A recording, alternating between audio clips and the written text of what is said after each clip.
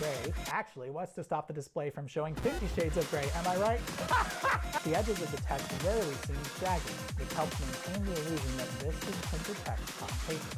Anywho, while the screen requires no power to show a static image, you have probably noticed the weird flashing thing it does every time you change the page. And you might have also noticed how slow it is to draw any given image. Well, now we get to the downside of e-paper.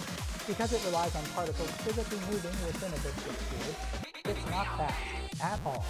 This doesn't really matter for anything an e-reader might do, but for an application like this general purpose display, it's simply too slow to be useful.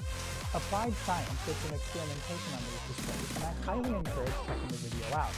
But with current electrophoretic display technology, it's unlikely that we could break into anything near smooth motion.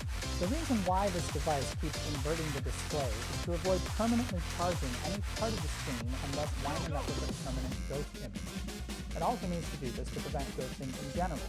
Because the particles aren't all going to move uniformly, you can still see a very slight remnant of whatever it showed before, and without doing that inverted flash, it would be even more noticeable. Newer e-readers don't do this with every page turn. However, even in 2007, Sony wasn't doing whole screen refreshes for everything. The little loading animation only moves the arrows within the circle, so it's clear that even this early on, it was possible to refresh only portions of the screen. This macro shot reveals that the process of producing intermediate shades of gray appears to be based mainly on time. If we slow down and look frame by frame, you can see many of the pixels briefly turn a darker shade, then lighten slightly.